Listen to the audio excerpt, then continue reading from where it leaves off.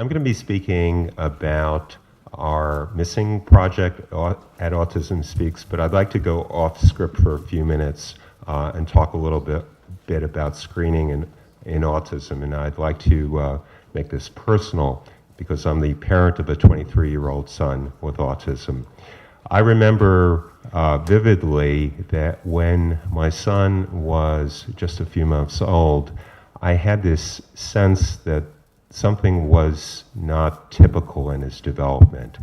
I was troubled by this because I just couldn't put my finger on this, and I didn't know if this was some inner demon that I was fearful of, or whether there was something going on.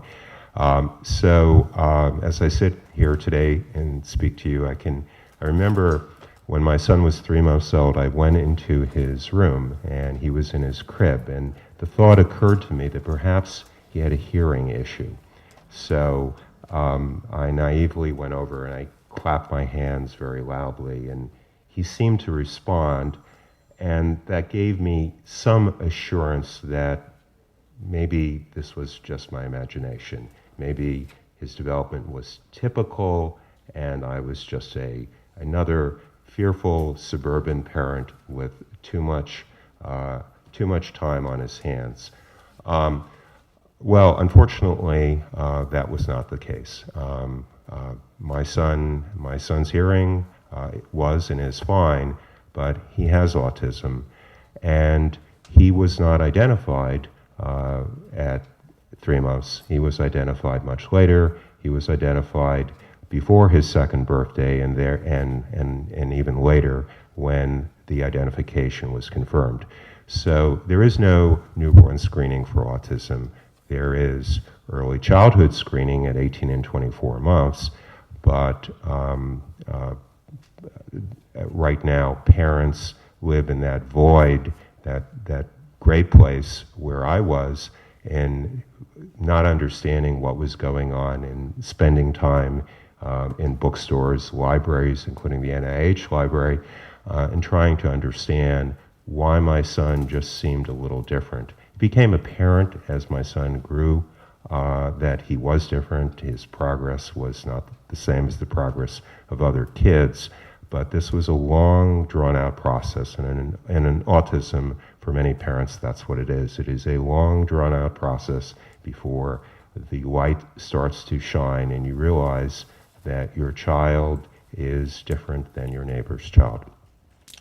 So I want to talk about a whole genome sequencing project that we have at Autism Speaks, and it's called Missing. So we talk about autism as if it were a monolith, and in fact we're starting to understand we are understanding that is not in fact the case. So my 23-year-old son needs assistance in the most basic things. He needs someone to tie his shoelaces, and he needs someone to make sure that that his needs are taken care of. I know many people on the spectrum who are doing pretty well. They're going to college. They have jobs. They have friends. They do a lot of things that my son really can't do. And yet what's very interesting about autism is we use the same word to describe a kid who is going to college and maybe has some social challenges, and a kid like my son who at 23 cannot speak. That suggests that we are talking not about one thing, but about many things. And that, I think, is the core of our Missing project. So, how is it that two people, or people who are as different as my son and someone who's going to college and who's on the spectrum could be under the same umbrella? Well, it's obvious that the genes have some explanatory force here. So what we're doing in Autism Speaks is we're sequencing about 10,000 genes. So far we've completed over 7,000 genome sequences. And we're providing this platform to investigators, and we are reporting what we're finding. We are sharing this information. We want people to understand and to find answers for our families. We've had a couple of papers, we've had more than a few papers published on this, and what we're seeing is that even in the same family, because autism is highly genetic, even in the same family, we see different autisms, which suggests, again, that this is a variable condition, and we really need to understand the genetics better.